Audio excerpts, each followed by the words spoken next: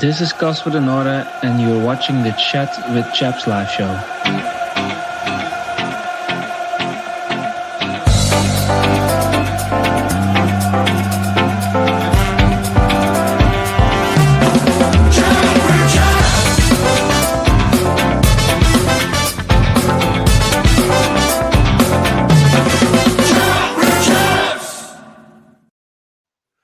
Good evening and welcome to the Chat with Chaps live show. I'm your host, Joe Zampa, and today I'm joined by fantastic co-hosts. First up, the founder, Chris Chapman. How you doing, Chris? I'm very well, thanks, mate. I'm very well. Lovely couple of days. And I think, Joe, for the first time ever, we're live on Instagram as well right now. So is it actually working? Is it actually happening? I think so. If you're on Instagram, do us a favour, just put a little comment in and see if we can see it. But yeah, really, mate, I couldn't be more buzzing, I tell you, for Saturday. So looking forward to this. Excellent, good stuff. And then underneath yourself is the one and only Stato. Stephen, how you doing, Stato? Yeah, really good. Really positive. Love that you completely ignored Chris's plea to go to him second while he set up the Instagram.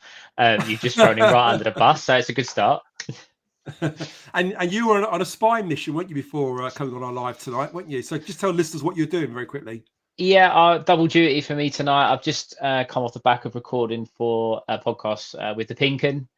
Basically looking forward to the fixture on Saturday, basically from a Millwall perspective, but trying to gain a little bit of info on the opposition. So I think it'll go out Thursday or Friday, but good lads, good listen as well. So anyone who fancies watching that later on in the week, look on the socials. So the Pinken are a Norwich sort of podcast, are they? Yeah, they all the juicy gossip, did you? And yeah, I think they're a local news. They started as a local newspaper and then have gone into sort of podcast and extra stuff. And they've got quite good listenership. They could do good coverage, quite unbiased as well. So it's, obviously we want Millwall to win. We'll talk about Millwall, but I feel like we're also slightly unbiased and look into the opposition as well. They're very, very similar in that respect as well. Yeah, quite balanced. That's good to see. So I'm just letting the room enter up to 90 people in the room, really, which is Instagram fantastic. Is working. I've got a few people working. It's got to be. So we've got Disco Steve joining us a little bit later. I don't know where he is. I think he's stuck sort of blow drying his hair at the moment and putting some his flares on, but he'll be with us very, very shortly.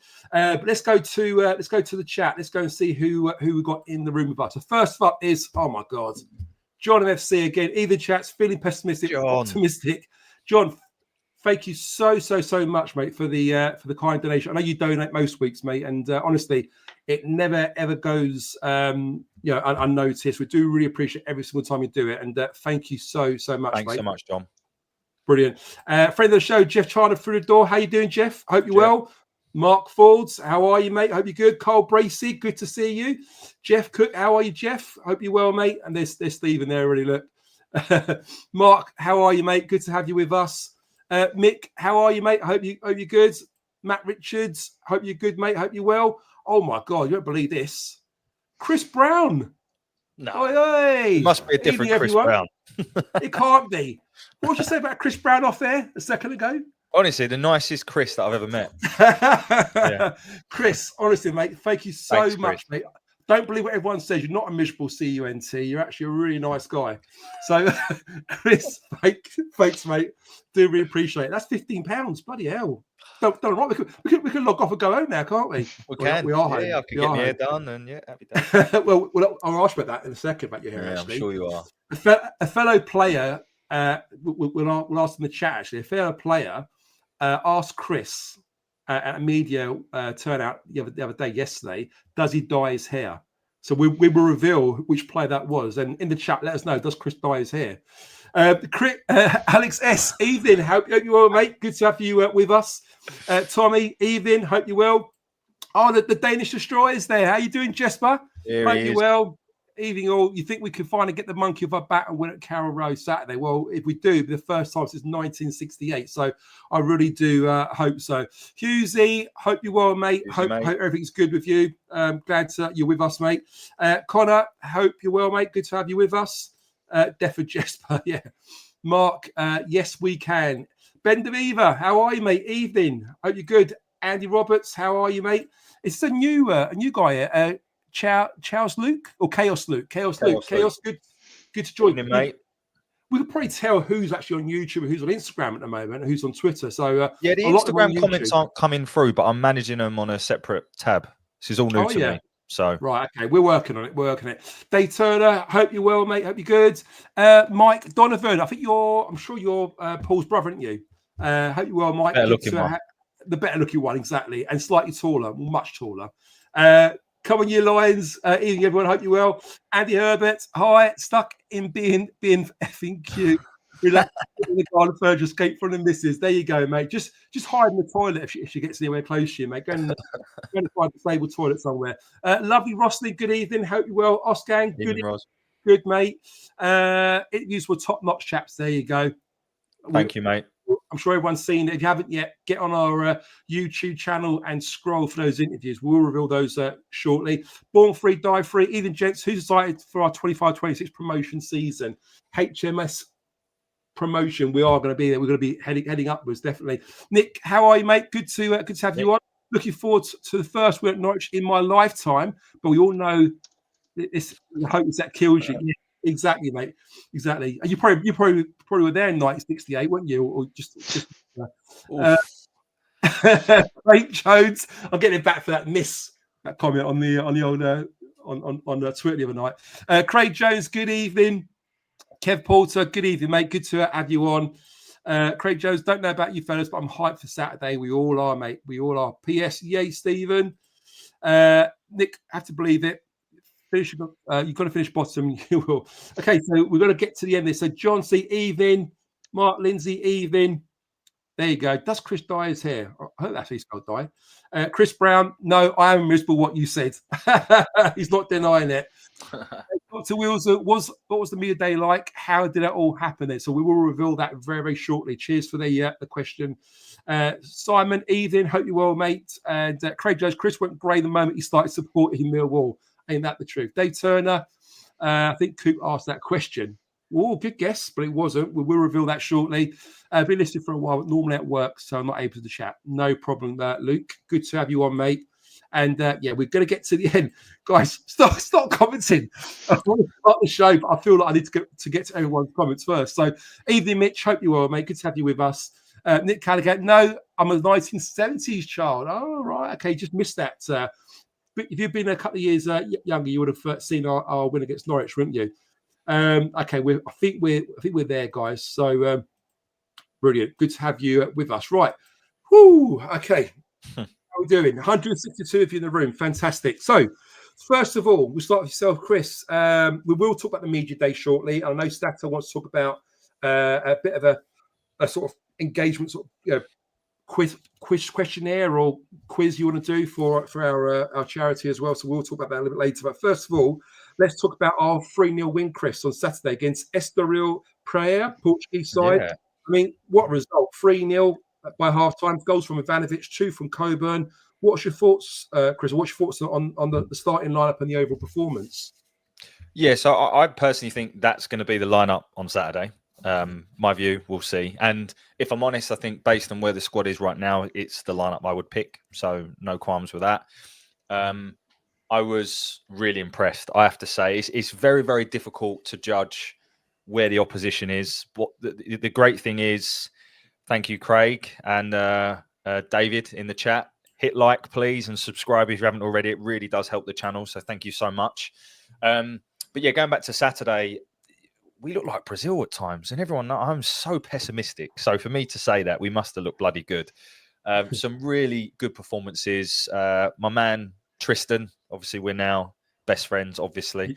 I thought he was excellent. We're like that. He asked me where I get my hair cut. He didn't really. So he asked you where you get your hair cut.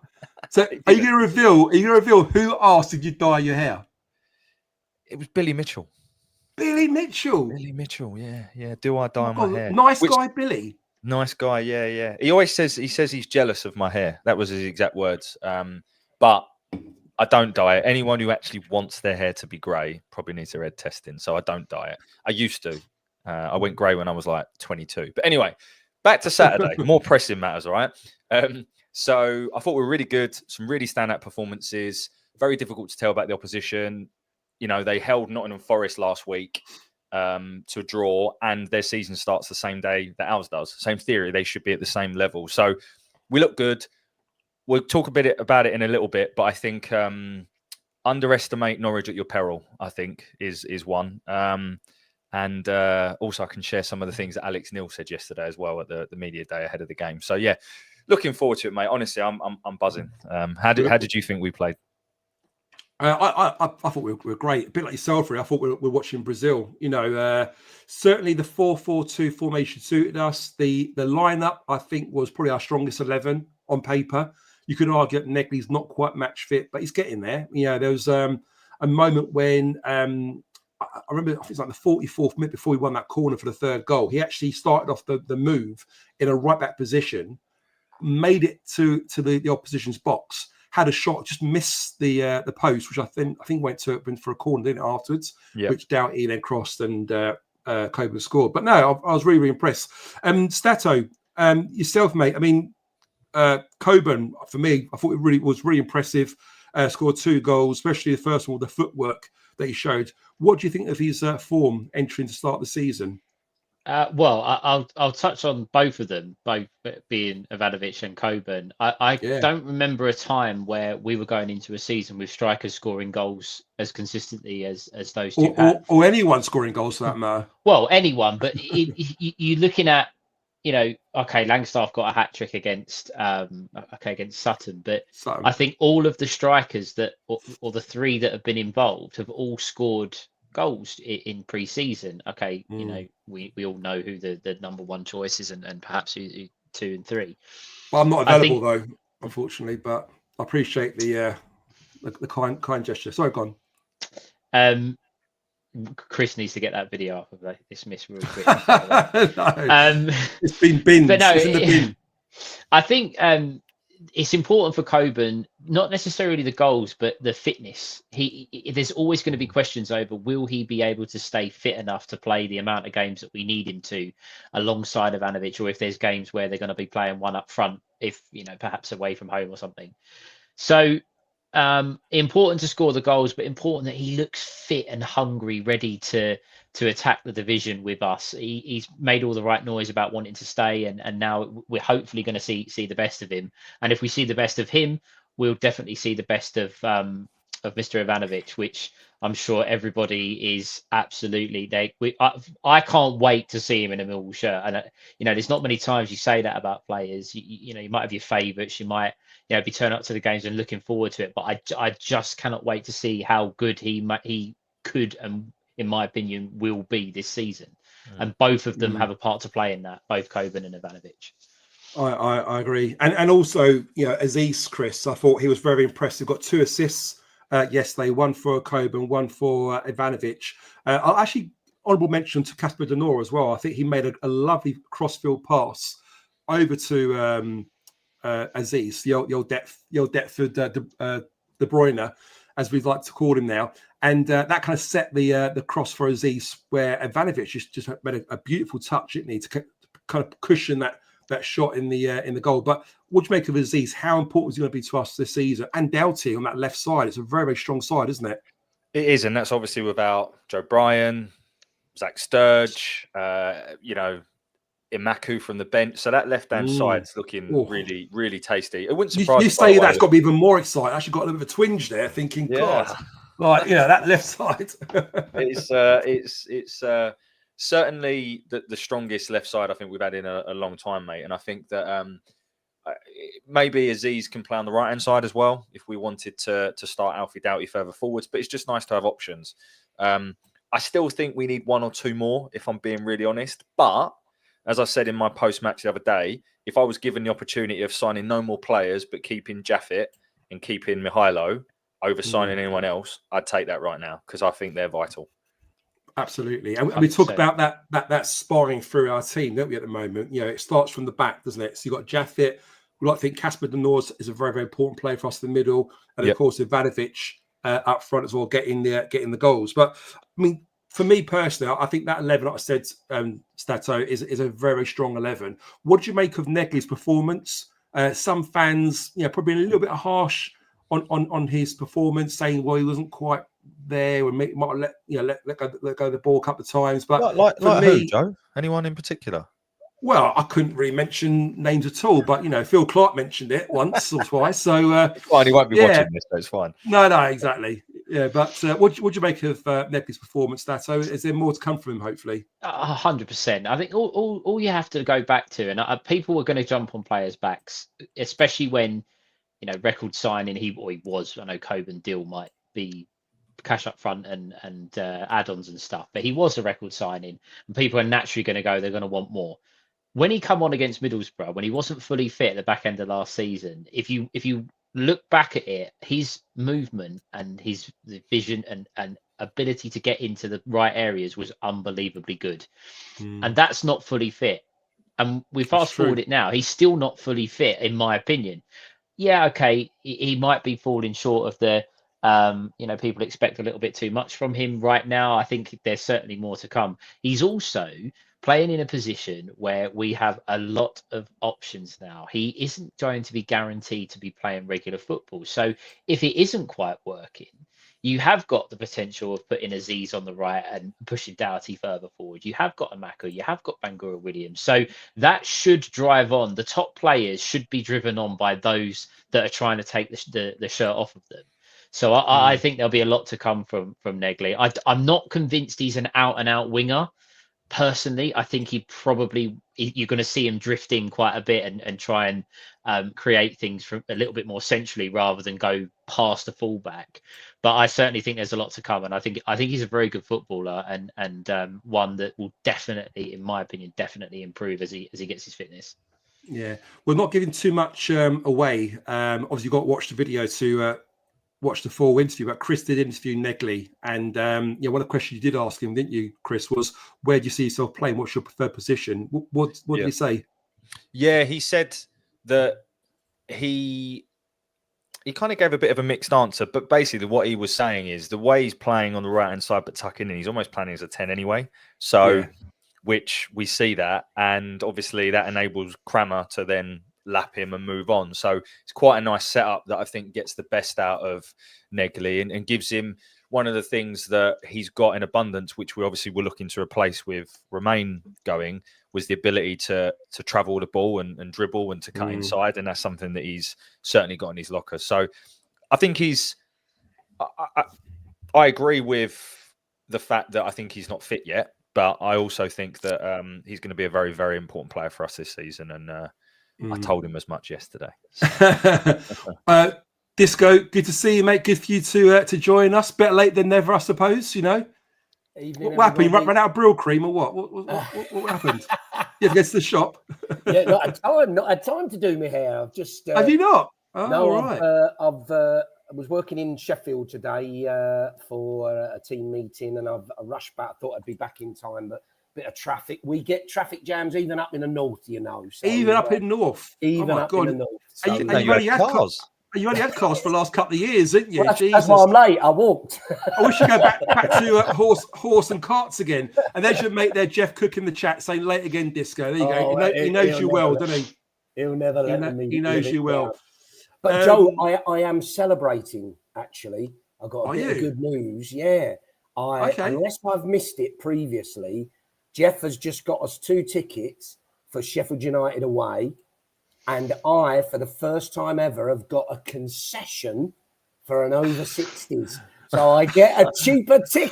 Oh, yay! I don't know, if you're going to be that really happy about it. I mean, I guess, price versus age. What would you go for? I don't know, but Joe, you've been having that for a few years, though, haven't you?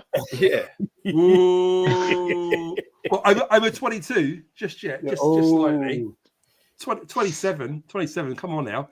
But no, that's good though, and I know you're quite keen to go to that game, weren't you as well? So the fact you got that and a concession price as well. Happy days, eh? Over the moon. Happy days. days. I've got some parking space as well. I've stuffed out today, so we're in good spirit. No, look, great to be on, guys. I've not missed too much, and I'll let you crack on, Joe. It sounded good. Good timing, Disco. I see everyone in the chats welcome you with us as well. So good to have you with us. We're just talking about the game on Saturday, Disco. 3-0 win, Coburn scoring twice, Ivanovic scoring, 2 assists from Aziz, the other Aziz from Doughty from corner. what did you make of the performance before we kind of move on to the next subject? Well, I'm sure you've all said it already. Actually, no, what I will say, I bet everybody has said, well, the opposition wasn't very good. I think that's a little bit harsh on us. They're not a bad side. And watching it back, clearly we were more dominant than them, but they were putting in the effort. They were certainly up for it, it seemed. Couple of injuries for them, it looked like. So seemed like what was good news, we were a little fitter and sharper than them. But I think, like you were saying on the day in our text group, I mean, we looked bloody fantastic. I think Brazil was probably a little bit bold at one point, but I get what you meant. We certainly looked like a really confident, well-drilled, well-organised patterns of play, players who seem to know what they're doing. I mean, I'll go just very quickly. I thought Bender looked really assured. His distribution looked decent, and his ball handling, as you predicted last week, was very good. I mean, Chrissy's new bromance there, old Tristan. Tristan. Fullback. How good did he look, though? How good did he look going forward, especially, but defensively as well? Centre halves goes, without saying, look really solid. I mean, my new bromance, Chris, is going to be Alfie Doherty. What a player!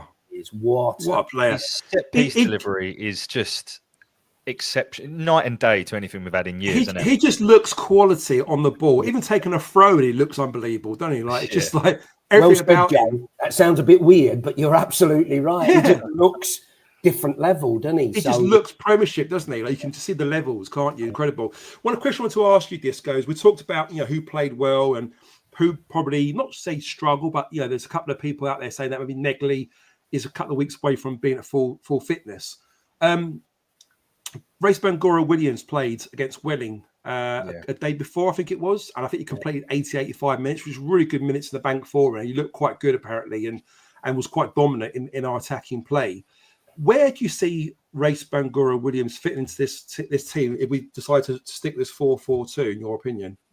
Well, it's a great question, isn't it? And I think it can only be one of the wide areas, can't it? But with the option of moving inside to create things, a bit like Chris Negley was saying to you, the role that he's playing currently. I think both of them would rather be an actual out-and-out 10. That's right. But it doesn't look like we're certainly not going to start with that. But we could probably adapt and change, which I think, another thing that's great with Alex Neil, we'll be able to do that in games. But I think answer that, Joe, probably in this current setup, wide right, maybe wide left, but either of those positions with an element of a free role. And you guys were at the game, so you won't have heard it, but the commentary was saying that what's very noticeable is how Alex gives players more fluidity and more option to move around, and we're not as rigid. We're not as rigid as we were under Neil, etc. So looks really good. And one of the things that Casper Delors mentioned, he mentioned it to us when we did an interview with him, and he'd done it with I think it was Dan Lyons TV on his interview as well. He talked a lot about how Alex Neil works very, very hard on positionings and patterns of play that almost, they know where they are without even looking. Like he'll get the ball and he'll turn, he'll know exactly where this player is going to be or where he's going to be. And everyone's so well drilled that it's the first time he said that's ever happened under any coach under Millwall, where they've got a real clear game plan, how to play. And that's credit to Alex Neil, just shows you the quality that he possesses as a manager. I'm sure a lot of people have seen the behind the sines now. Where he's talking to the players, isn't he, in the the pre-game tactics, etc. And you just sit there amazed at how, look, other than the Scottish accent, with the greatest respect, but very, very clear, very concise in terms of what he wants. And they're all very attentive and listening. And I think, was it Tristan or Negley said, Chris, that he was the most clear and concise manager? Negley said that, but off air, Tristan said the same. It's clear you can just see, even when they're sort of interacting with him, just the respect that he commands, and everyone talks around his depth. And I don't know, it was someone said to me yesterday, I haven't actually checked, maybe I should. If someone has got the ability to check, please do. His record against former clubs is very good. And that's probably because of the amount of depth that he goes into to look at the preparation and things like that. So, yeah, I'll come on to some comments that he made the day yesterday when the time's right, Joe. But do you want to do it now, Chris? I mean, I've got a couple of things that I was going to do beforehand, but it just seems right to kind of like, we're talking about Alex Neil, we're talking about the players, and it probably feels right to kind of move into that organically now, if you don't mind sort of taking it away. So first of all, you sat down with Tristan, is that right, Crammer? Yeah, so if I just rewind a little bit. So yesterday was the open day training session. I wasn't, the Junior Lions training session, I wasn't there for that, but around sort of 12:30, myself along with Lions TV, That Millwall podcast, and Actung Nick were invited to go to Millwall's Media Day, which, by the way, hats off to the club, because never been involved in anything like that, and it was brilliant. I'm not gonna lie, I absolutely loved every minute of it. And essentially what that is when you see like the player profile pictures, the celebrations and things like that in all the various kits, and you see them doing all this, and Coops waving the flag and all that kind of stuff. That's what they were recording. So that obviously, that by each player, it takes a little bit of time. And then we all got to interview 2 players each. So obviously I interviewed Tristan Crammer and Kamil Negley. The great thing is we were able to choose who we wanted to interview. Obviously, we had to give a number of options. There were a couple of players that were off limits for whatever reason. And it was brilliant. Both of them spoke so well. I didn't have to edit anything. I literally put them out as they were, because they both spoke so well, so highly of the club. And you just get such a positive vibe from around the just everyone seems so in it. Couple of things from Alex Neil was that, number one, he's very conscious of how good preseason's been, and what he doesn't want to do is to, be on this high and then drop off. So he's been drilling that into the lads. He said Norwich have spent 30 million in the last sort of 18 months, 2 years, and people don't really know that. So, they're not to be underestimated. But at the same time, he said he's watched a lot of their preseason games, and he's not scared. I don't know exact the term he used, but he didn't sound overconfident. But he was like, I think we've got opportunities to go after them. So all in all, a fabulous day. I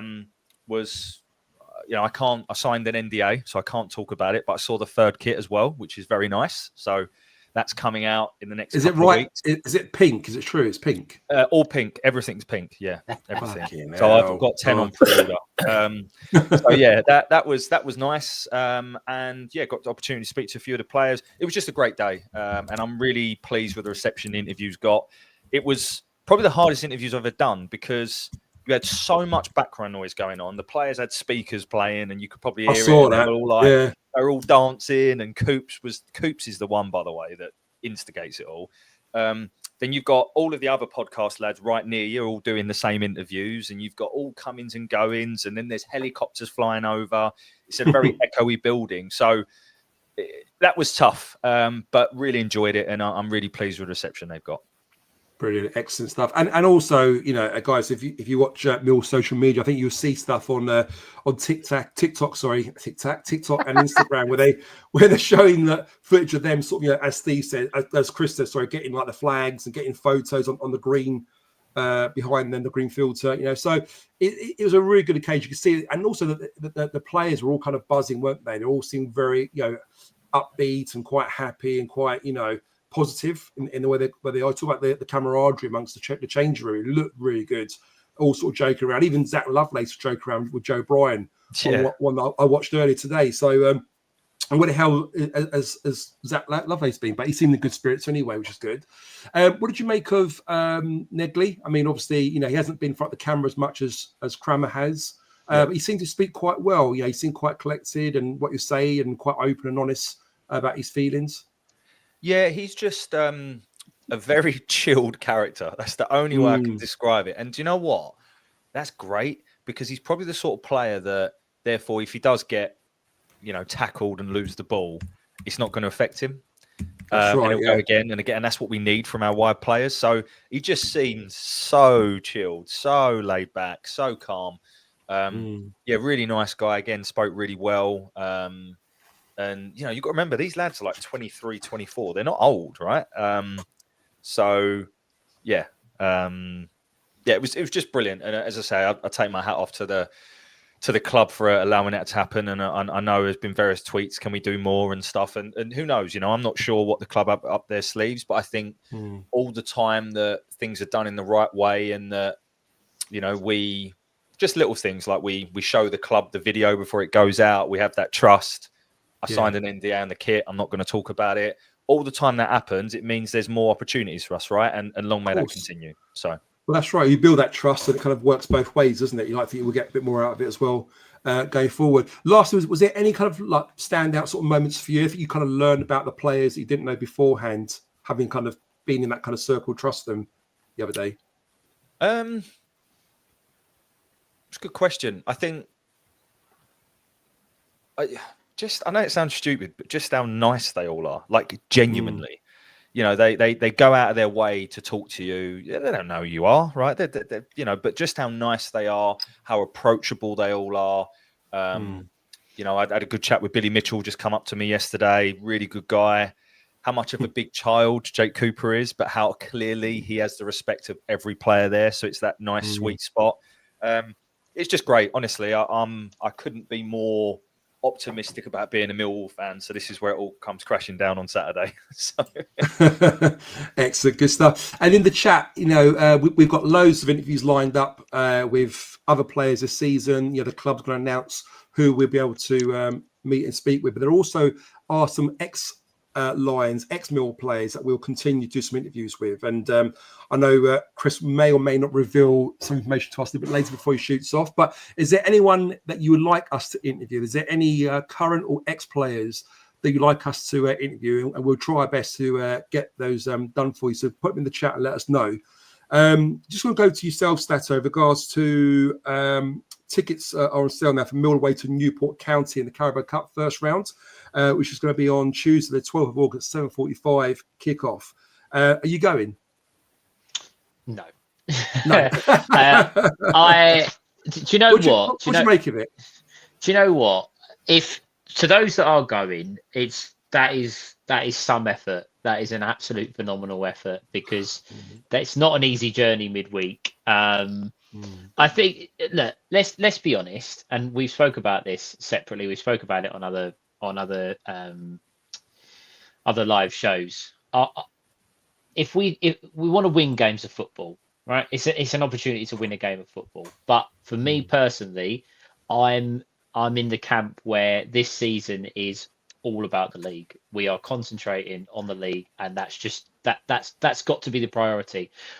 Without, again, I'm not going to go on the other show that I just recorded, but I was asked about what the expectation is this season. The expectation isn't to go and win the Carabao Cup, is it? Let's be honest, it's not. No. The expectation is for this squad and this crop of backroom staff, Alex Neil, the board, to get us in the top six and get us into the Premier League.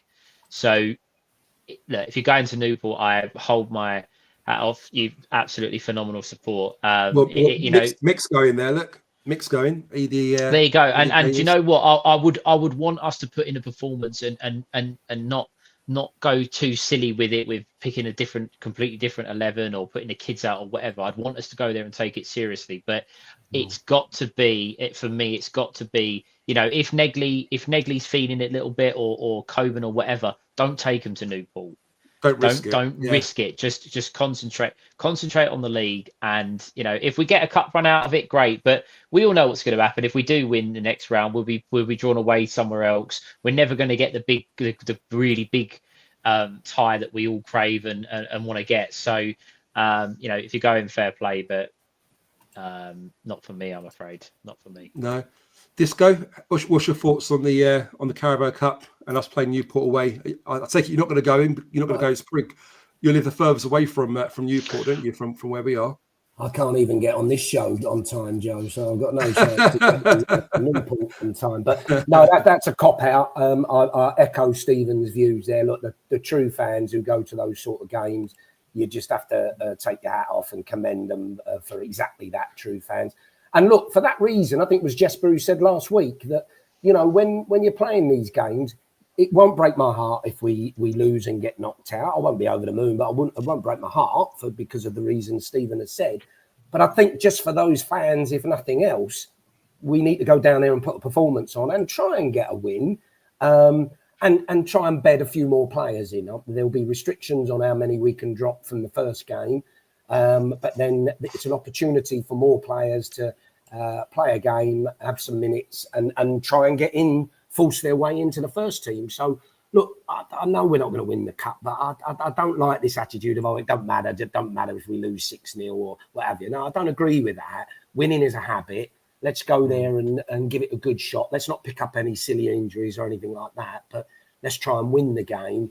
And you never know, have a little bit of a cup run that just makes everybody feel good. So, a bit of a different view there. And hopefully, we like to think, start the season, we've still got a fairly big enough squad where we can sort of rotate and not necessarily risk, as you say, like playing anyone that might be carrying a knock as such. So we've got a tough league start as well, Joe. Right? So, like, I want to prioritise that because you're right. We've got Sheffield United, Middlesbrough, Norwich. I mean, they're tough games. They're all sides that should be in around the top 6. So we have to cut our cloth accordingly. No problem. Coming to yourself, Chris, next. But before you answer that question, we've got a couple of questions in the chat here I hope you can answer. So the first one is from Chris. Says, Chris, does Kramer smell as good as he looks? Phenomenal. Natural body scent. What a guy. There you have it. I was in awe. You're a whore? And that as well. Even Mrs. Chaps was impressed, and that's it takes a lot to impress her. So wow. Next question. I don't know if you can answer this one. If you can't, just say no comment. But Connor wants to know. I know you signed an NDA, but can you rate the new kit out of 10? I guess you can't. That's not going to hurt, is it? To say if like it or not. I like it. I'd give it a 7. 7. There you go. I'll explain the -3 when I can. when all is revealed, exactly. Another one from Harry said, Chris, who was the players off limits? Jeff and BFS? The club, I'm not going to answer that just because of what I said earlier. And sorry, I'm not trying to be difficult. I just want to. We've got a good thing going, right? And I want to make sure that that stays. So absolutely, because people can read into things, right? If I say, well, that's it. Exactly. But excellent answer there, Chris, and cheers for the question there, Harry. Just what's your thoughts on the Newport fixture, Chris? What would you make of the this Carrow Cup? Oh, I think, like I said, we've got a really tough league start. That needs to be the priority, and I think we've probably got our strongest squad we've had in a long time. So this is where the likes of Langstaff should be playing, where the likes of Sturge can build his minutes up and things like that. And they should be good enough to go to Newport and win. So, and if they can't, that tells you we need to know. So that's my thing. I want to win the game. Of course I do. But in my opinion, you pick a side that's strong enough to win, but also use the rotation like Reyes and stuff like that. So, I thought about going. I'm not going to lie, because obviously you boys know my job situation at the minute. So I'm kind of like... Got a little bit of free time in your hands. I've got a bit of free time, but if I say to the missus I'm going to go to Wales on a Tuesday night and come home on Wednesday, I'm certainly not driving back that night. Mate, she beats you up when you're late for dinner, let alone going to South or Wales for a weekend. So I wouldn't risk it if I was you, but you never know. You know better than I do. So hopefully it'd be worth it, you know. But but your thoughts is that we rotate, probably use fringe players or squad players rather than kind of go at it and try and win. Well, of course we want to win the game, but don't put all our eggs in one basket. That's what you're saying. Yeah, 100%. And opportunity to try a couple of things. If we're going to play a 4-4-2, maybe that's the game where you play a 10 and you play a Cundall just to see how it players like Luke Cundall, RBW, Langstaff, stuff like that. They should be more than adequate to beat. All got something to prove, haven't they? They all want to stake a claim for that first team place. So why not? Chris, I know you got to show off in about 5 minutes, but before you do. Answer to the question as to who would the chat and our listeners like to have on our shows. We've got a few names. We've got Tony Witter. Love to see. Billy Neal. Jeff says Gordon Hill, please. He's Yes, please. Yeah, we heard a lot of story about Gordon Hill before we went to Man United, and one of our best wingers, I believe. Disco, wasn't he? A winger for us? Yeah, outstanding player. Yeah, Teddy there from Oscan, my offer from Connor, Beavers or Chris Hackett there from Harry. Go to Como to see YZ. I wouldn't mind that if he's paying. Someone's going to pay my expenses. I'm more than happy to go there. Mark McCammon. God, I bet he'll have some stories about how he left. God, can you imagine that? This is one of my favourites, though, Chris. This one will be brilliant. Ben Marshall. Yeah. We've made inquiries before, but he proves a little bit difficult. The other one, someone's put in the chat later on, is Danny Shittu. I have messaged Danny Shittu so many times on every possibility that I could, and I don't get a response. So if anyone knows him or wants the message for me, power in numbers, I'd love to message Mr. That's What We Do. Brilliant. So we've got Steve Claridge there as well, which I thought would be good. He was brilliant on Under the Cosh, by the way. Yeah, Sergei. Oh, he was very good. And new head of hair as well. I think we went to Turkey for that. But Sergei Uran, can you imagine that? I mean, I don't know if he speaks English yet, but he would be he would be great for that. And this is one of my favourites here from Alex S. Would love to see Joe interview Voggy. I would love to see that as well. Can you imagine interviewing the Vag Slammer? I'd love to sit down and talk to him. He's a lovely guy. We met him at the end of the season awards, didn't we? I think a few years ago. And lovely guy. Very, very nice. I don't think he quite understood my humour.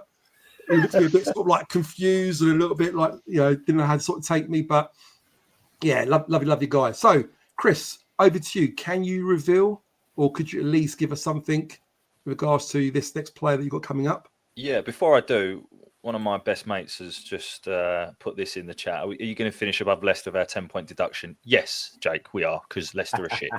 I just had to say that.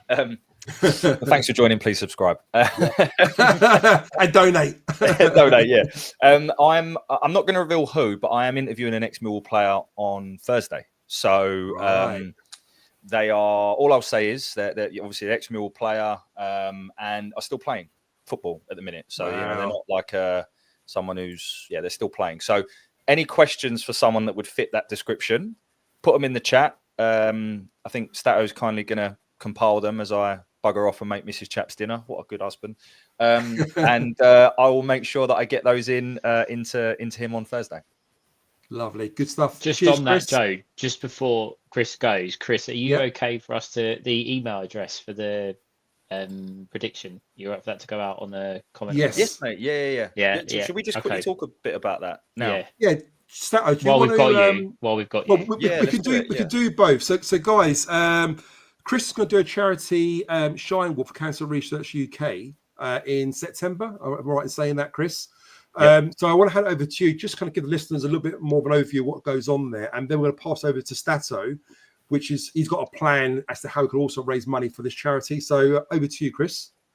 Yeah, so I mentioned it in a few previous shows, but I'll mention it again. So I'm basically walking the marathon. I've always wanted to run the marathon. I've got a fake leg, so I can't. Well, not quite a fake leg. I've got a fake knee, so I can't. So I'm going to walk the marathon. It's through the night. And it's all for cancer research. So any donations, contributions are obviously much appreciated.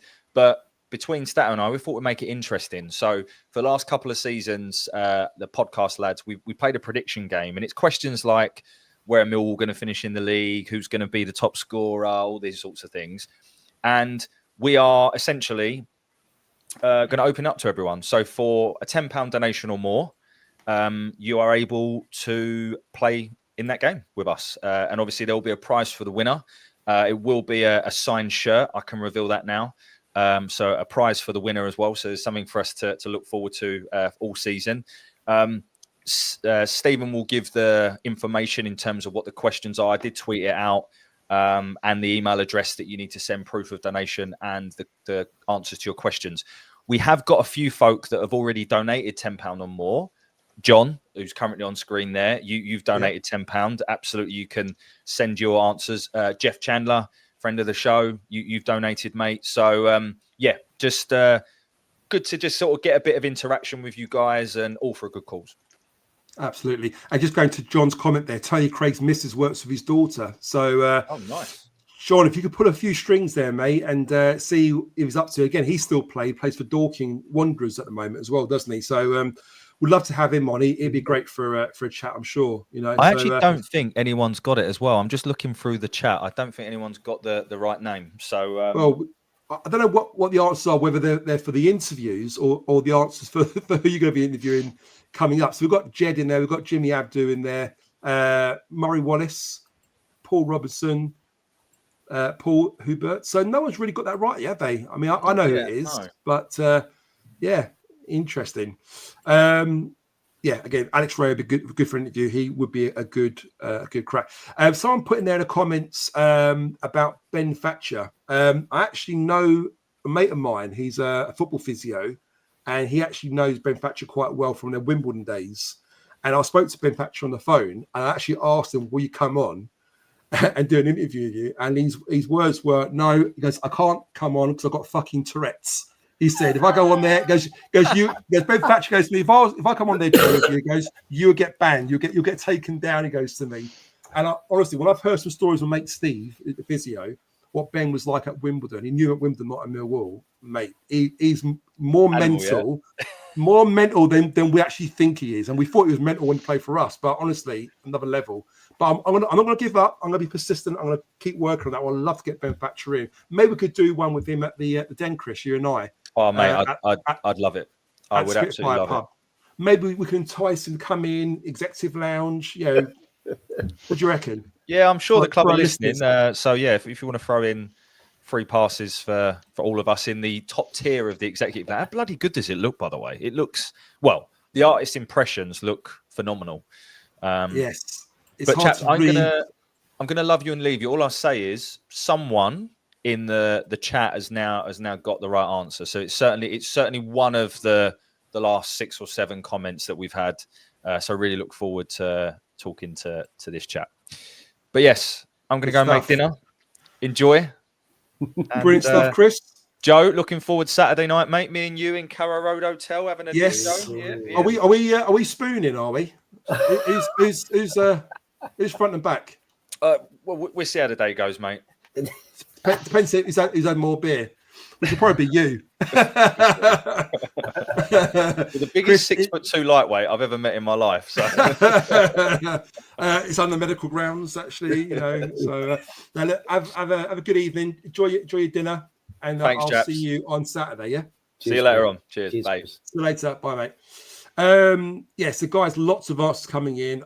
I can't give it away, but let's just say a couple of you got it right. So hopefully all be revealed very, very, very soon. But exciting stuff to come. So where are we? We talked about Millwall's 3-0 win against Estaria Praia, the Portuguese sides. We talked about the charity walk. We talked about Chris's media day. The other thing we need to talk about now, we talked about the Newport game.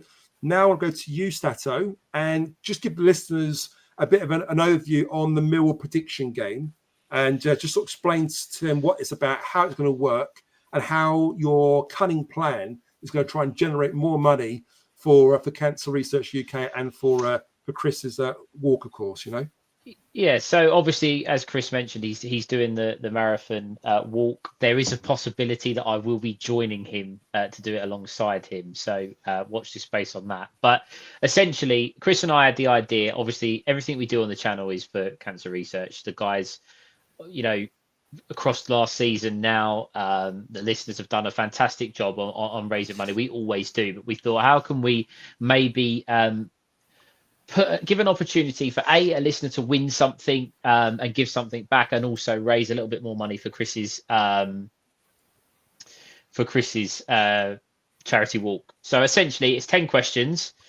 I'm not going to give too many away because we'll get answers on here. We're also trying to encourage people to join the game. Basically, it's 10 prediction questions about our season and the championship overall. Basically, all you need to do is make a donation of £10 or more onto Chris's donation page.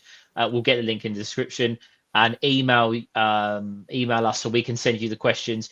They are on Chris's Twitter page. I've got them. You can drop me a message. My handle is usually on the screen at SPJ91. Any of the boys, if you want to enter, please feel free. All of us boys are going to be doing it. It's just a way for, as I say, one, to raise a little bit of money for Chris. Two, give the listeners an opportunity to win a prize. I haven't said this to the guys. If I am the individual that wins the competition and it's me that wins the shirt, I will donate it back to the channel so we can give it to a listener. Obviously, the point is to try and get it to a good home to one of the listeners. So if you are interested, drop us a message. We'll get the questions over to you. Make a donation to Chris. I'll collate all the information and we'll give updates throughout the season and who's picked what. It's straightforward. You don't really have to do an awful lot. You just have to predict 10 questions, and it's as simple as that.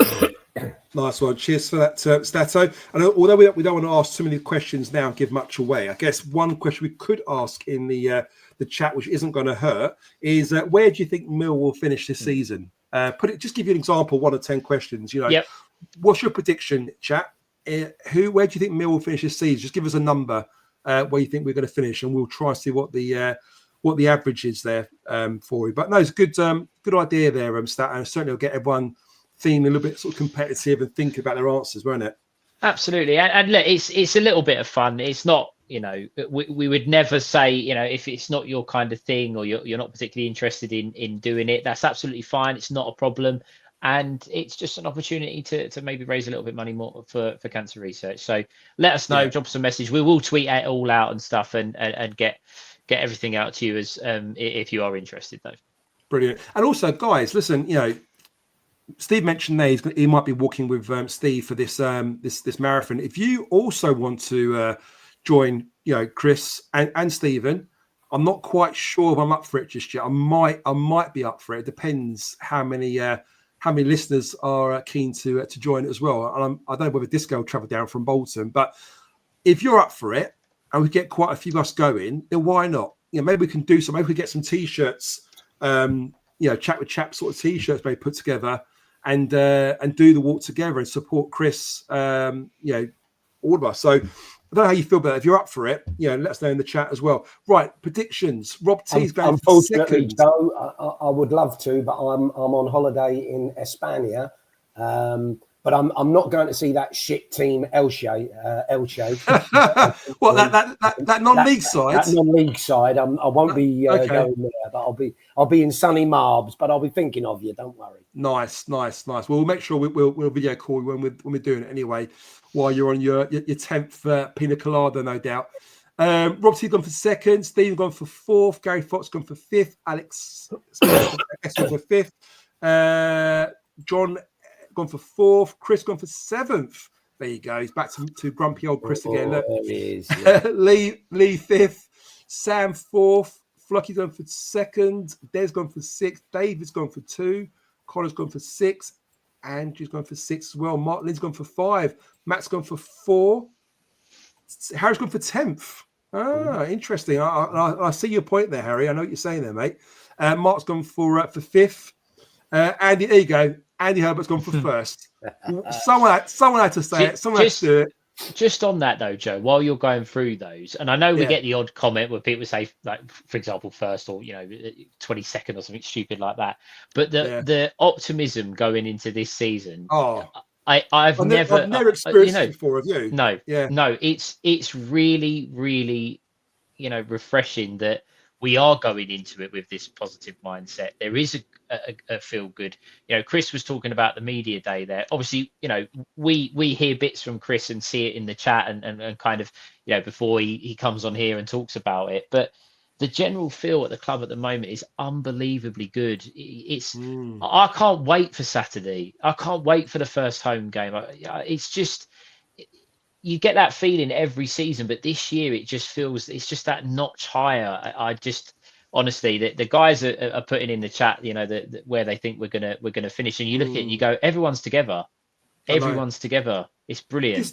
Disco, what's your prediction? I mean, in the chat, a lot of them, I reckon the average is probably 4 or 5. I'll be honest with you. If you asked me, I was going to say 6. But it just seems that, I don't know, as Stato says, this year, the first time in probably ever, we actually feel, you know what, we're actually going to guarantee ourselves. And even, what I love as well, Disco, is you look at, social media, TikTok, and all these influencers that talk about the championship and do content videos. They're all putting Millwall in the top 6. I saw one today. He was a Preston fan, and he said Millwall are going to finish 3rd.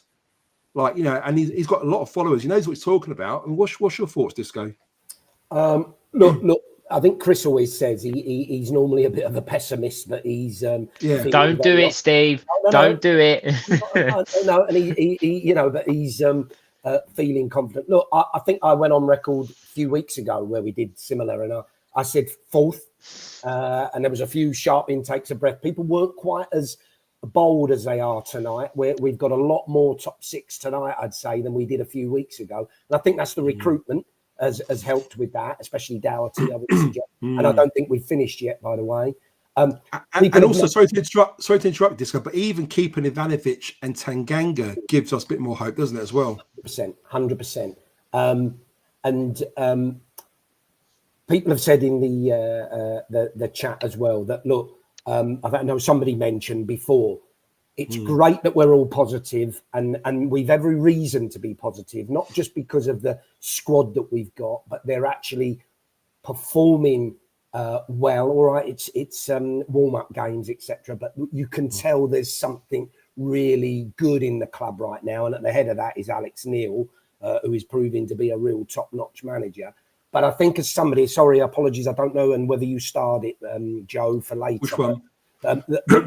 Somebody mentioned, are we all getting a bit too carried away? And do we need to be cautious that if we lose a couple of games, we don't all start throwing the, our toys out the pram and getting all, upset? Is that one? Is that one there? No, I saw it earlier, Steve. Yeah, it was. Right. He was bang on. And we need to stick together if things don't quite go right, especially early doors. But I'll balance that. I can't see it. I cannot see us imploding and being dreadful. And I don't want to put too much of a monkey on our back, but I think a few have mentioned it as well. I'm really positive about Saturday, and I fucking hate not going to Norwich. It's a hellhole, in it. But records are there to be broken, and Jeff Charler was there in '68. Yeah, so with his dad. Yeah, it can happen again, and this is a good time to meet them. That's the key. I've gone back and found it. First of all, Andy, your comment, first or 20 seconds is stupid. I genuinely hope that I'm wrong and we do win the league, but I'm being not as optimistic as you to think that we're finishing first. But I do hope you're right, Sad. So, all in jest, of course. It's everyone's entitled to their opinion. But it was Jiminy Cricket, username Jiminy Cricket. Anyone else worried we're talking about the playoffs promotion too? Fear that if we lose a few games, the mood will change quickly, as it seems expectations anything below playoffs is a failure. Now, I didn't go to the fans forum, but I believe that Alex Neil was quoted as to say that his job is to take us to the Prem. They were the words that he used exactly. He didn't say Premier League, Premiership. He called it the Prem. Now, I was asked about this on the other podcast, on the Norwich podcast, and asked about this by friends and family, away from the show, about are we perhaps overestimating our chances and overestimating how good that we actually are, and things could all come crashing down. I think it would be very, very naive for us to be counted out, and if the message from the management is that his job is to get us to the Premier League, I don't think it's unrealistic for us to be talking like this. I really don't. I know we're all Millwall fans. We've been there before. We've had the heartaches. We've had the near misses. You talked Burnley last year. We were so close to going 2-1 at half time and having a chance. Blackburn, Birmingham years ago in the playoffs. There's so many occasions that we've been so close, but yet so far. But I don't think I've ever heard a manager in my time that's come out and said his job's to get us to the Premier League. It's always been stay in the division, be competitive, try and we're the underdogs. This is such a pivotal season in our history, and if the top level is saying we're going for the Premier League, I'll back them. I back them 100%, and I'm sure the rest of the fans will. I know we could lose on Saturday, we could lose the first night, whatever, but I still back them because they believe that we are going to get in the top 6. And until that final day, and if it's mathematically possible or not, I'll back them all the way. Back them all. You know what? If Disco, and it's a big if we get into that top 6, and I feel very, very confident we will, we finish 5th, 4th, 5th, 6th, or 3rd, whatever. I know we'll win it. We win it. Yeah, we'll win it. We always play well against the good teams. We've always said that. We always nick the points, especially when it goes to the that kind of format of a sort of cut almost style competition. Then doesn't it? Home and away. I can see us winning it. I really can, and I think that's why I'm so excited, as all of us are, really, about the season, Disco. Listen, I totally agree. But look, the season will unfold. I think Harry said earlier when he predicted 10th, and he was right to say a lot of teams are spending a lot of money and bringing in some decent players. Different strategies. Derby, he quotes. For me, Derby are getting a lot of old, experienced players, which can work. But good manager as well. Yeah, but I wouldn't want to go that route personally. I like our model with a bit of youth and development opportunity to make a bit of money. Look, that friendly, I'm not going to go through. I didn't finish, but I was going through from the back.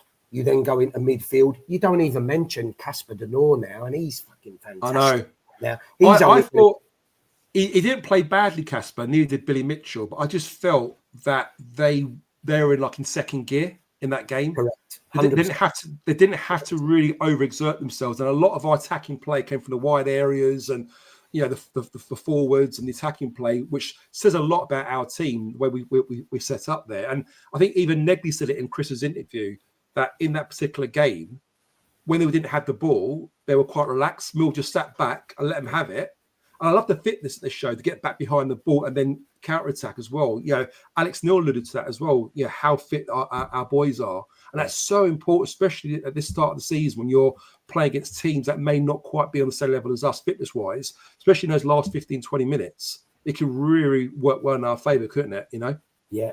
Oh, look, then you go the two wingers. I know Negley had a bit of a quiet game, but he wasn't terrible. Some people saying he was terrible. Nah. When you watch it back, his touch wasn't as good as it wasn't perfect, but he did some good stuff, and he just needs game time as people. He's quality, isn't he? He's a young lad. He's quality. He hasn't played a lot of game for us yet. I hope in this season, he said himself, again, I keep using Chris's interview as an example of this, but he even said to Chris, he's not known for being injured. Very rarely has he been injured, but he was injured twice last season, and he never got a chance to play in the team. Yeah. He's hoping that's behind him now, and he'll have a good season now, fingers crossed.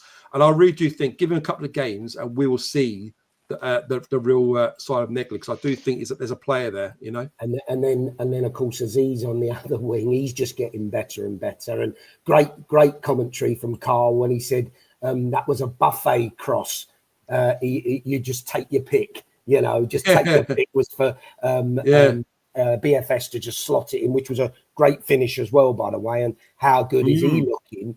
But the one for me, that when I look back now, Doherty is my standout this year, without a doubt. But I really, really liked the look of Josh Coburn again. Not because of 2 goals. He looked fitter. He looked hungry, a bit more like when he first came to the club. Aggressive, getting him. If he can keep that up, wow! I'm with you. I tell you, I'm with you. I think. Sorry, go on, mate. I think the other thing, and you've got to. It's only a small thing, and obviously being part of the podcast doesn't change your opinion. I don't think that's the right terminology, but the club are starting to really open up more than we've ever seen before. The podcast, obviously we're connected to it, so it's easy for us to say it. Chris is getting interviews with players, as are the other guys. Some of them are really, really good listens. But the club they're just embracing what's everything. They want this interaction. They want the fans on their side. They want the fans on board, don't they? Yeah, absolutely. Yeah, absolutely. And I think I don't get me wrong, I'm going to try my very, very best that this will be the last time that I talk about this particular person. But if you look at how divided the fan base was at Christmas when Neil Harris, it was announced that he was leaving the club. Was it the right thing? Was it the wrong thing? You had people bickering and the fan base was divided. That's not Millwall. That's not what makes us who we are. And I've said it before and I'll say it again. Alex Neil is well aware that if he's got the supporters on side, and the club are well aware if they've got the supporters on side, that's one half of the battle. It really is one half of the battle. And at the moment, they have got every single Millwall fan up and down the country dreaming. And you can't get it much better than that. So from a podcast perspective, it's great. We get content. You know, the listeners get to maybe a little bit more than what they're used to. But if you take the podcast out of it and just look at it as a fan, the club is in a really, really strong position, and it's I really look.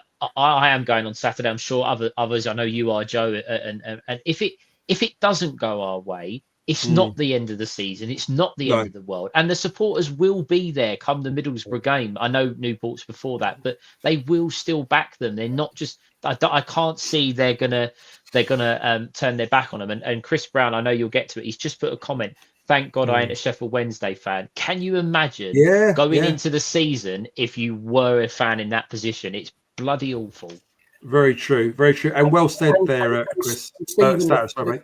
And the thing I think as well is, look, you never know what's going to happen, but I cannot see us turning up at Carrow Road Saturday and playing like we have in the last 10 visits we've been there, where we've really been on the back foot, had a little bit of pressure and maybe scored the odd goal, but always deep down in your mind, you're watching the game thinking, we're going to lose this. Even that bloody dreadful one when we were up as we went into 90 minutes and lost 3-2 or 4-3, whatever it was. I can't see it. So we're going to go there and really give them a game at the very least. And I cannot... I'm just positive we're going to get a result. And just on that, and again, Joe, sorry, I'm kind of stealing your thunder here with the comments, but Alex has just put one through. Got to give the club credit. We've sold 2 of our best players and used the money very wisely. Now, I know this is hindsight is a wonderful thing, but if you'd have said that from last summer that by Christmas, Zian Fleming and Romain Esse were going to be sold, and we were going into this season thinking we're going to make the Premier League, you'd have been absolutely honest. Everyone would have just thought you were completely and utterly bonkers. Yeah. So they are doing things right. They are, we have lost players, and look, we may lose players yet.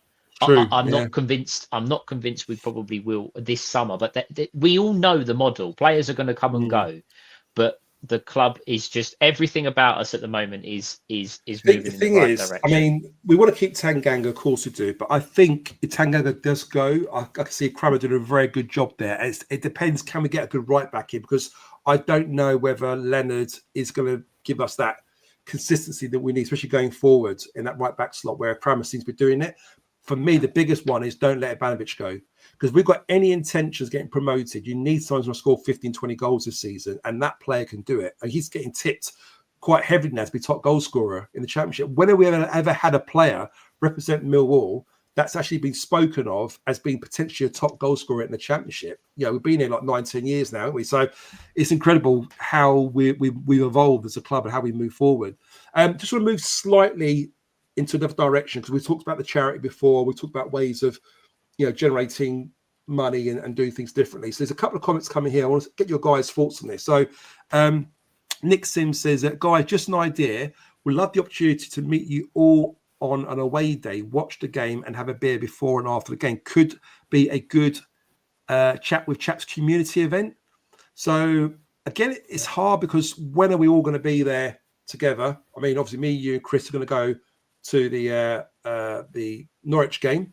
I don't know if I'll make it for the Sheffield. Actually, I'm away in Italy for the Sheffield United one, so I'm not going to be able to make that one. I'm going to watch Milan for my 50th that weekend. So, but we'll definitely try and, Nick, to your point, we'll try and sort something out. Joe, that didn't quite come through. What? I meant 40th. Sorry, I meant 40th. Did I say 50th? I meant 40th. There is. Yeah, there is. Yeah, for my 40th. So yeah, a great idea, Nick. I like that. And there's another idea here from Andrew Roberts. He says, "What about a fan auction on the channel whereby the highest bidder gets to meet the Chat with Chats panel over a pie and a pint, and maybe at the 1885 club £50 minimum start?" I mean, I love that. I mean, that's a great incentive there, and I think we could do a lot more than that, Andrew. I like the tongue in cheek there, pie in the pint, but we could probably do something else. I'm sure we can sort of generate more gifts and stuff from players and shirts and things like that to really make it something really attractive. I think maybe what we could do, Andrew, is maybe have like the top 3 people, have like 3 winners rather than just one, or depending how many we get. Sorry, Stout, go on, mate. I think, and I'm sure, Joe, that you'd echo this, Steve. I know you're the same. But if you look at this as a whole, that the podcast is what we do. We're just fans. We're not like, I know Rob's, but I'd pay good money not to meet any of you, and I quite agree, Rob. It's absolutely spot on that comment. But it's just we're just regular fans. Like, we'll be there on Saturday. If you want to come say hello, we'll talk Millwall all day. I'll talk Millwall all day long. I basically do. I bore everyone to death around me, apart from my dad, who's obviously big Millwall fan himself. So it just, we're just fans, and ultimately we're trying to do a little bit of good for charity. So all the support is really, really appreciated. But honestly, Joe does charge for pictures.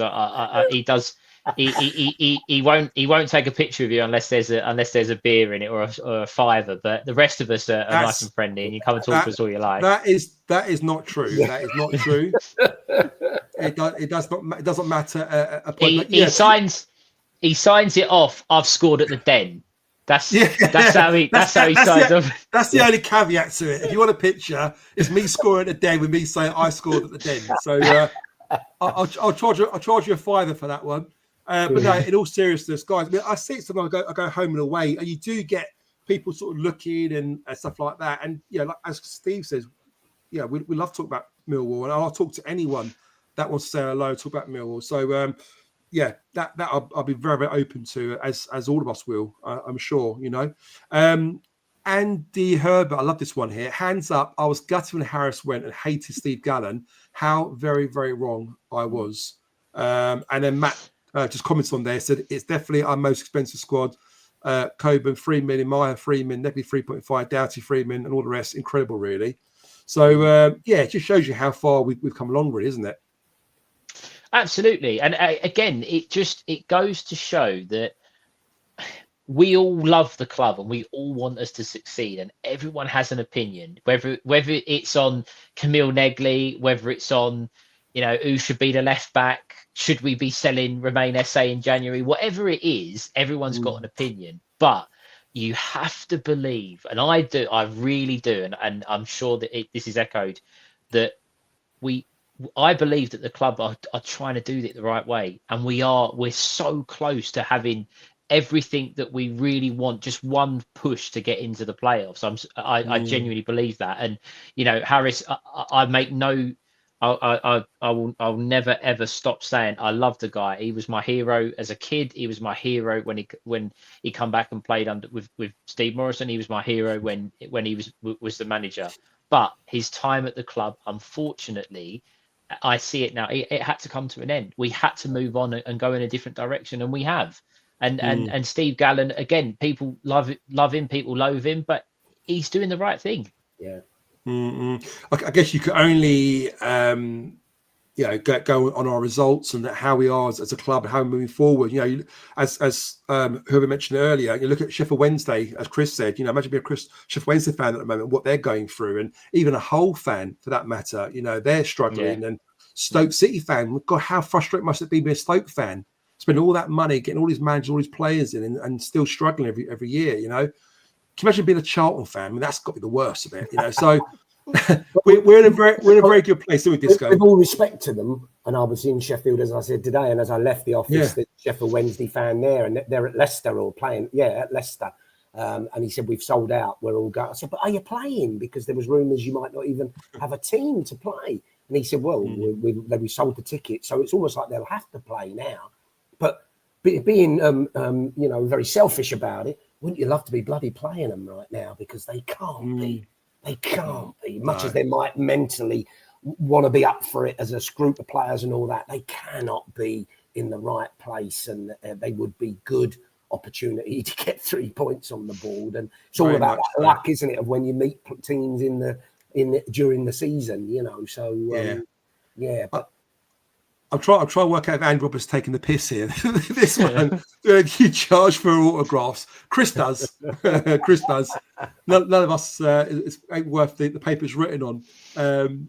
But I'd echo what Stephen said there. Would hate any of this to come across as though we think we're something special because we're on here, because guys, couldn't be anything further from the truth. It's just a group of fans who are trying to do something for charity and doing something we love, and we are one of you, and love to meet you all, you know, during the season. But look, really welcome these ideas. It's great, isn't it? Lovely idea. Absolutely. And if it helps raise money, we'll do whatever, other than naked photographs. Not so keen on that. But you can. I tell you what though, the bids would be higher for Joe and Chris in the hotel in Norwich on Saturday. They'll. There's the first.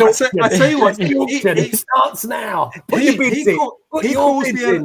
He calls me a lightweight, but that's because he drinks too much, gets pissed, and gets taken advantage of. That's all I'm saying. I've got my wits, I've got my marbles. I know what I'm doing. I'm in control. I have a couple of beers. I'm all right. He's the one that needs looking after. We're going back to the 2 a.m. slot. The 2 a.m. in a nightclub slot, exactly. This is how disco was founded, wasn't it? You know. But Mick says here that I saw Joe at Wimbledon and Sutton, and I'm sure he had a card reader with him. I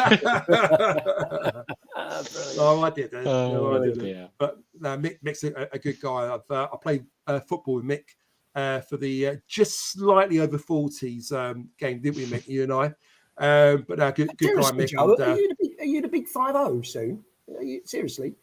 Is that right? Well, actually, I want to say keep it under your hat. We've got 397 people here at the moment, so No, you mentioned it. I am. You know what? Good on it, mate. Well done on you. I'll be honest with you. When I approached 40, which I can't believe was 10 years ago, I was quite looking forward to. I was quite excited. It was a milestone. I thought, oh, brilliant! And I'm at a big sort of get together with my mates who went out and everything else. This year, I feel like I want to just lock myself in a dark room, turn the light off, and just hide in the corner and wait for it to go past. But my wife's trying. When's the big day? When's the big day? Come on. It's the 19th of August. To put it just before calendar. Mine. Just before mine. Oh, is it? When's yours? 20th or 21st? 21st. Well, there you go. So that weekend, which I think the 22nd is a Friday, I think it is. I've never been to Milan. I've never been to San Siro. It's on my bucket list. So me and the missus are going to go to Milan. She gets to do a little bit of shopping. I go and watch Milan against Cremonese. So very nice. Win-win. Do you know what I mean? So we're just on a weekend out there. So I'm looking forward to it, which means I'm going to miss a Sheffield United away game. So I can't be there, unfortunately. But yeah, I've just learned to try and embrace it now. I think, you know what?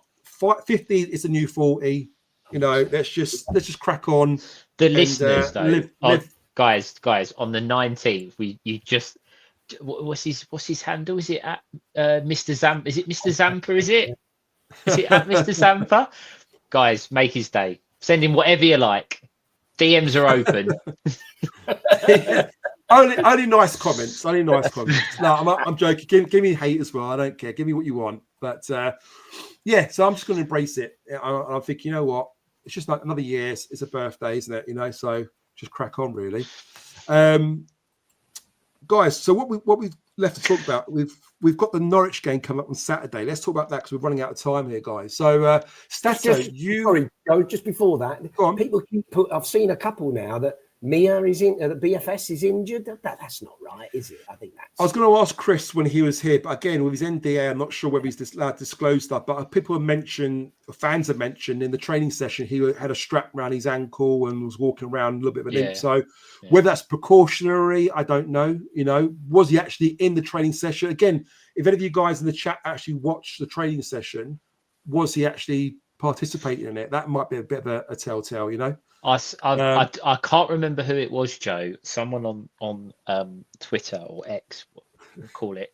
There was a picture of Ivanovic, like he was taking pictures with some kids or whatever, and he does have. There was some strapping. I mean, you got to take that on face value, haven't you? No one can know for sure if he's injured or not, or if it's just a knock. But Hopefully it's nothing too serious. Hopefully nothing serious. I mean, today's only Tuesday. They've got a few more days. If it's a slight, I think there was an incident where someone landed on his foot and he yelped out, didn't he, during the game? Whether it's a little bit of bruising, maybe, who knows? Hopefully nothing too serious. Con makes me laugh. He goes, "Where's the fountain of youth you're drinking from, Joe? I have the hairline of Iniesta." Bless you, Connor. Bless you. I tell you what, mate. But if you can shave your head off and look good with a bald head, then fair play. It won't suit me, a bald head, but certain people, you're lucky that it does. So that's your go-to. Then great. Good to see you, GC. Evening, mate. Hope you're well. So, guys, Norwich. Stats, I'll go to you first. You were on the what's it called, the Pinken podcast. Give us a bit of insight. What was Norwich fans talk about the game on Saturday? What's their opinions? Are they worried about us? Are they not concerned about us? Have they got any injury doubts at the moment? What's your take from that? They don't really have any injury doubts as such, and I think much like a lot of the teams in the division, other supporters, you touched on it earlier, Joe, with predictions. I think we are a fancied side. Clubs are aware of the business that we're doing, aware of the players that we've got. They were keen to ask me about Ivanovic. It was the one player that they wanted to know a little bit more on. So, which is an obvious statement. They've recruited really well this summer as well. That Harry Darling, I believe from Swansea, is one that a lot of people would have been interested in. They managed to sign permanently guy out on loan last year from Man City in midfield. I can't think his first name, but it's Wright, something, maybe James Wright, Jacob Wright, something like that. Oh, I know. I know you're talking about. Yeah, he was very youngster, isn't he? I think from memory. Yeah, very good. Signed him on a permanent. They've signed a couple of forwards, a couple of strong central midfielders. I think Jeffrey Slupp has gone in on loan, or if he on a free. Contract. I think they're signing on a free transfer. Yeah. What's the situation with Josh Sargent? Sorry, did you mention that? They're expecting him to be in the squad on Saturday. There has been an issue and a delay with a transfer fee. There's with Wolfsburg. Yeah. There's talk that he wants to go back to the MLS. There's talk that he's holding out for a Premier League move. I don't know. I mean, let's be honest. If the option was to join the Premier League or join the MLS, you'd be stupid to not take up the Premier League offer. But being an American, it might be an appeal to him. But he's likely to be around. I think that the general feel is that they're going to see some of their new players play, but they've got a new manager. They've got 10, 11 new players. Most of them are likely to be involved. So it's a completely different setup. They've been toying with 3 at the back, 4 at the back. So they're not 100% sure how they're going to actually line up. Signs has gone. I think Signs has gone to Porto. Yeah, Signs has gone. Although back end of last year, he got in trouble for spitting a Sunderland player. And when he joined, when his ban was finished, he didn't really end the season that well, and it was quite obvious that he was going to be going. So I don't think he's as much of a loss as it may seem. There's a comment regarding George Long. Norwich have signed 3 goalkeepers this summer. So that tells you all you need to know about Mr. Long. They cannot stand him, although he does have a 3-year deal there. So his agent has played an absolute blinder. But they're a good side. They're much like us. Optimism. Their fans are expecting. The listeners know, they're well aware. I saw a comment earlier about the Olays. One of my very good friends one of my good friends is a Norwich fan, and obviously last year at the Den we were Olaying Norwich when we were knocking it around nicely. And look, they're a good team, and I'm not suggesting that it's going to be easy for us to go there. But again, new manager. Lots of changes. We're fairly settled. I think we know who's going to play in our team. We know the 11, providing they're all fit. They're guessing as to who might be playing, so it could be a guessing game for Alex Neil as well. But good as time as any to play them. It's first game of the season, as I've mentioned on there. There's no form. There's no pressure on the managers. There's no goal droughts. There's no keeper howlers. It's just 2 sides starting their campaign. It's a very, very even playing field, and we've not quite had that when we've been to Carrow Road in the past. No. With their pre-season, were there any players that stood out for them they were quite happy with? Anyone you felt they kind of mentioned quite often as a threat who could be a good player, who hit a bit of good form maybe? I'll be honest with you, it was more about us, the show, but I did obviously talk to the guys and there was a bit about them. They signed a winger from Metz, Diallo. And there was a few clubs that wanted him. Watford was one that were in for him. They spent, I think, a few million quid, £3 to £4 million on him. I'm not quite sure, but young, rapid winger, showed plenty of promise. I think again, Harry Darling was a quality addition. I think they've been very, very impressed with him. So there's definitely optimism there. The one, and it will always be while he's there, is Josh Sargent. He's a top striker at this level, and plays very well against us, doesn't he? As well, yeah, he always seems to score. It is going to be difficult to keep them out. We've got to accept that, but I think we are certainly on clubs' radars, and as I say, they're well aware of the impact of Ivanovic. They're well aware that Coburn has joined for a large fee. Alfie Doherty is another one that clubs are looking at going, cool, that's a good signing. So we're not the team anymore that's looking at other clubs going, cool, they've recruited well. Clubs are looking at us going, bloody hell, they've got some good players in the door. We're going to have to look out for them, and it's a nice position to be in. Very nice position to be in. Very much. Disco. Sorry to keep you waiting. Then, mate, coming to you next. Norwich. I mean, they've generated about £28 million over the course of summer. A lot of that is down to the Jonathan Rowe money to Marseille, which I think is about 14.7 million they sold him for.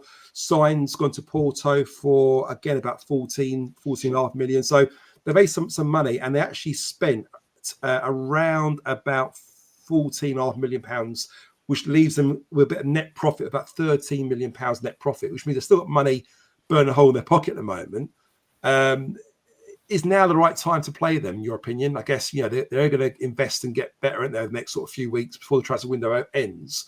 What's your thoughts on us playing Norwich? Do we have a good chance, if there was ever a chance to beat that curse or break that curse since 1968? Do you think now's the time? Look, before I go on to that, that's staying on the birthday theme. That's Jesper there, isn't it? And giving us an update on who they signed, and it's his birthday today, isn't it? I believe. I think it is. Yeah, Jesper's. His is I won't say, but I think his is a big birthday as well. So he's going to be 30, ain't you, Jesper? big 3-0. Great day, fantastic. Well done. He's going to be 40 again. It doesn't look it. The big very good. Boys, 4-0. It's fantastic. Right, going back to the questioning point. I said earlier I was really confident going into this game. I've just listened to Stato and I'm now shitting myself. They sound like they brought in some right top quality and all. Christ, how many players have they got? About 11, 12 players, you're saying? Well, even that player that Jesper mentioned there, that Christopher Garden from Bromby, 6.9 million. Apparently he's hot property. Like, he's a very, very good player. Papa Diallo, 4.3 million from Metz. Yeah, he's the one. Called Vojvodina as well, where BFS was from. Yes, they did. They signed a 6'4" holding midfielder from them. Their own version of the BFS. But you've got to all that though. But apart from all that, apart from that, and they got Medic from Ajax, who's again is a quality player. How many they get? About 15. Jesus, can they need seats as well? Kovacevic from Sport Lisbon. So again, they've signed a lot of players, but they do this every year. Their transfer policy is very good. They go abroad, they sign this talent, and then they tend to be able to sell them for vast amount of money. But the difference, I think, at the moment is that I don't think they receive parachute payments anymore. I believe that has now ended, and their money that's being they're now having to sell. So last year it was Sarah. This year it's Johnny Rowe. They're having to sell to generate funds. I believe. I think Sargent might be the other one. The guy that Jasper Kvistgarden from Bromby. If he's a forward, and they've paid a lot of money for him, that would suggest to me that Sargent isn't going to be there come the end of the window, because you can't have all these players on big money. Isn't he? So he is a striker. So that is the plan. They were signing him because of Sargent going. I don't know if they'll risk Sargent. If they're going to sell Sargent, why would they play him and risk him? A bit like when we had Fleming before Burnley came in for him. We didn't play him pre-season games. We kind of wrapped up in cotton wool. It doesn't make sense, does it? Absolutely, and again, Alex has put in the comments there that Pookie, Sains, Sargent, it's a good model, and again, Sains went for 15 million. Pookie, I think Pookie was a bit different because he was getting a bit older, and they kind of let him go rather than get any. But he obviously was a great servant, and they only signed him for £1 million as well. Pookie. So it does. Yeah. It does work. They do find good talent, and they do get good money for it, which is what we're trying to do. We are trying to do the same thing, and I think that they are a club that perhaps expect to be in the top 6 and expect to get out of this division, and they haven't quite made it. So it'll be a good game, and there's a little bit more on it for me with my mate, and we look forward to this one. So. We are travelling to the game together, which could be interesting. I am driving, so he may be left in Norwich. Depending how it goes. If it doesn't go our way. But the guys in the chat, like Steve said there, you look at it and you go, Christ, they've signed some good players. But if you put up a list of who is going to play in our first team on Saturday, injuries based on the fact that we think that players are going to be available, we have nothing to fear for any of the players that they bought. In my opinion, I think the biggest thing in our favour, outside of, I feel we've got a nicely settled squad. We, playing well, good manager, and one of his ex teams, so he'll be desperate to get a result there without a doubt. But I do think, and it's been mentioned, it's a good time to play them. It's that first game of the season. It's unknown. All those players, they ain't going to gel just like that. No chance. So much as they're buying well. You've got to pick the right team and gel right, and it's a new manager. Look, it could backfire, but I think it's a good time to play them. And look, a few have said in the chat, and I think it's right, a draw would be a decent point without a doubt. But first game of the season, you don't really want to lose it, do you? It would be lovely to nick not a cheeky win, but just a win, wouldn't it? But what would that do to our confidence, though? We had a great pre-season, had some great wins, scoring goals. To go to Norwich, Carrow Road, beat them. And don't let yourself before you. The players are fully aware of that 1968 date. A lot of them are talking about it. They're feeling confident. They're optimistic. They want to be the team that put that record to rest. I'm sure they would do. And what great chance have we got now of doing it with this team that we've got. I think Chris put that question to Tristan, didn't he? Feel like I know him now. Now he's been in an interview. Tristan. I think it really great answer, wasn't it? He said, I've heard that haven't had a good record there. But look, records are there to be broken. Tick. And then he also said, look, we can just control the controllables. I know it's a bit of a cliche, but it's true, isn't it? Don't worry about them. You go out and play your best game as individually and as a team, and it's 11v11, and we can get a result. So even the mindset is not only the performances; it's the mindset of the team seems to be really influenced by Alex Neil. So I'm sticking with. I'm positive we'll get a cheeky 3 points. To be honest, that comment that's just gone up there, Joe, about who do we fear? I don't fear anyone in the league. I don't fear any. Alex Neil does not fear anyone in this league. I'm not saying that we're going to go and beat everyone, because that's obviously going a stretch too far. But we're not the side anymore that we previously were, where it was we'll try and stay in the game and battle for a point. We're going to be going to Carrow and nick a goal. Yeah, we're going to Carrow Road. We're going to the Riverside. We're going to CBS. Is it CBS to win? To win these games. Yeah, we're going to win. And okay, we might not, but we're going to go there with intent. And I just think, I don't want to say the stars are aligning and anything like that, because then you set yourself up for a failure. But I genuinely believe we'll have a good year this year. And buckle the seatbelts and all that. Get your points on your season ticket as soon as possible, because there's going to come games come March, April, and May, and people are going to want to be there. I can assure you, people are going to want to be there. Yeah. Guys, we're deep into injury time at the moment. Gone to past 90 minutes. We're into 95th minute at the moment, so we need to end this. So, guys, in the chat, if you're still with us, put your predictions. I see some of you've done that already. Put your predictions in the chat. Let us know how you think we're going to get on Saturday against Norwich. And I'm going to come to you guys for your prediction, your final words before we wrap things up. Disco, let's go to you first.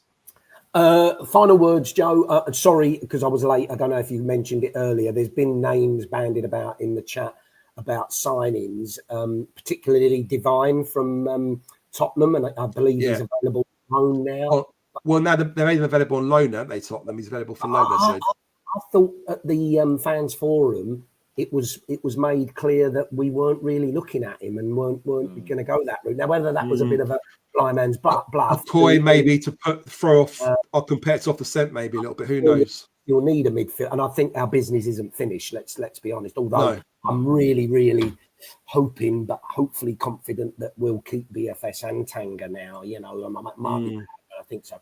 But look, final comments. Great show. Thanks, Joe. Sorry I was a little bit late, but great interaction from the listeners tonight. They've been on. We always say, don't we, guys, when we're playing well and everything's very positive and optimistic in Millwall, the chat really respond well. There's no one's trying to sort of cut their wrists or jump off window ledges at the moment. They're all very optimistic, very very positive. A lot of love in the chat as well. Lots of everyone's saying 2-1 Wall. Got a 3-0 there as well. Another 2-1.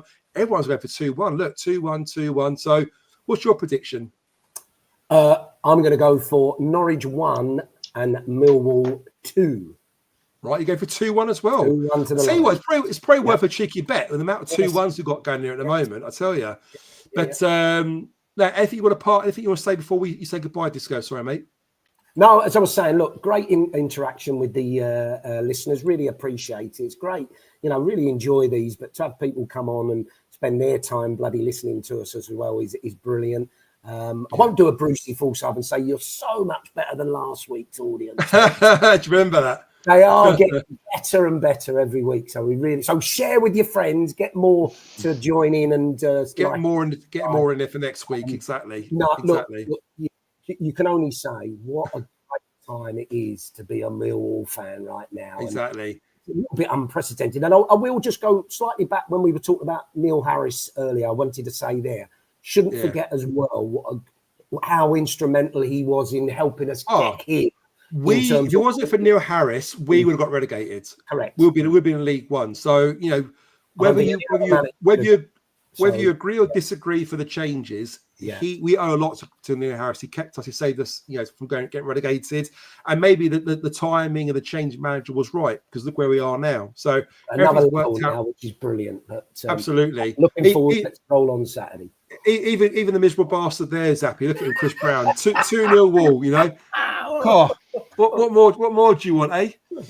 Disco, thanks for joining us, mate. I really appreciate that. And we'll catch up soon. Stato, anything to yourself, anything you want to say before we wrap up? Anything you want to mention? And firstly, your prediction as well, please. Yeah, the prediction. Firstly, the prediction game. If you want to get involved, I've just put in the comments on YouTube, the podcast email. If you want to get involved in it, it's literally 10 questions. Drop us an email. We'll get them back to you. It's a £10 donation to charity. How can they donate £10? How can they donate it? The link, Chris has a link. We'll get that in the description, so it goes straight through to his charity fundraising page. We can get all that sent over. If you want to get involved, £10 to enter. The prize, as Chris announced earlier, is a signed shirt from the players. Obviously, if this season goes as well as we hope, that shirt might be quite a good one to have. Do we chuck in a pie and a pint as well with the podcasts as well? Absolutely, 100% on the last day. But Chris's email for the podcast is in the comments. If you want to get involved, drop us an email. We'll get the questions over to you. I'm collating it all. All us boys are giving it a go. As I say, we all support Chris. I did say earlier I may be doing the walk with him, but the fundraising for this specifically is for Chris's walk and what he's doing for charity. So please get involved. 10 questions, very straightforward. And we'll get that sorted. To echo what Disco said, an amazing time to be a Millwall fan. I can't wait for Saturday. I can't wait for the first home game either, for Charlton away and all how the season's going to unfold. You touched on it earlier, Joe. You said that that when Millwall are playing well or when there's optimism, the support is unbelievable. We're talking about from a podcast point of view, but we're also talking from actually in the terraces and the voices that are going to be supporting the boys that we will need, especially this away season. games, games. They're so important, aren't they? 100%. So look, we joked earlier that the last thing I'll say, we joked earlier about Joe signing autographs and Chris charging for his autograph and pictures and things like that. Ultimately, we do this, and I know I can speak for these two lads here and the other guys that do it. We do this because we love our football club and we want them to succeed. We love talking about them. Disco's got the badge in, and I love that. Just in screenshot. If you want to come and say hello at an away game, come and say hello. We're just regular people. We're not. No one does this because they want to be famous. We do it because we love our football club and we just want them to succeed. So I'll be there on Saturday. Joe will be there on Saturday. We'll be going absolutely batshit crazy when the Serb puts in the winner and runs over to us doing the Mitrovic. That is my prediction. Could you imagine 2-1, 2-1 Millwall. Well. Ivanovic with the disco celebration there in the second half, and that away end is going to be absolutely rocking. And I can't wait to see as many of you there as possible. Love that. So we've got 2-1 from Disco, 2-1 from Stato. A lot of guys in the chat are saying 2-1. Guess what? I'm going to go for 2-1 as well. And my goal scorers are going to be, I'm going to go for Coburn and Ivanovic. There you go. Our two top strikers. We get 1 goal each. We're gonna rock it, and we're gonna roll it. We're gonna smash Norwich. We're gonna put that record to bed, and we're gonna deliver. The fans have got full away support there, sold out. They're gonna be high in their voices. I'll have a couple of shandies as well, so I'll be there amongst it all. And listen, I'm really looking forward to it, really excited. Like what you guys said, I think there's a real good positive feeling amongst Mill supporters at the moment. I think this is the year we actually really do believe we can do it. And again, just thank you so much for being on the live us tonight, guys. Really do appreciate it. These weeks go so quick. It only feels like yesterday since the last live, doesn't it, Disco? Doesn't it, Stato? Yeah. And you don't realise the amount of preparation that kind of gets involved for these lives. Lots of kind of putting things together, and us guys talking off there about what we're going to talk about and bring up subjects. So a lot of work gets involved. And what Stato says is absolutely spot on. We don't do it for the money. We don't do it for fame or fortune. We do it because we enjoy doing it. We love what we do. We love talking about Millwall. And believe it or not, we actually love having you guys with us. I really do. Although I don't know a few of your faces, I don't know all of you guys, but we're all part of the family. We're part of the Millwall family. We're part of the Chat with Chaps family. And we do this for you. We deliver every week for you guys. And we'll continue to do so as long as you want us to. So listen, if you're not going Saturday, make sure you tune in, watch it. Do it however you watch it on. If you want to do it through, the correct way or not, it's up to you. Make sure you watch it. Get behind the guys if you're there, watch it live. We're going to be there. We're going to win. We're going to start off with a win. We're going to beat Norwich, and we're going to go and absolutely smash them. Come on, you Lions. Hi, it's Steve Morrison here, and you're listening to Chat with Chaps, chatting Millwall, come rain or shine.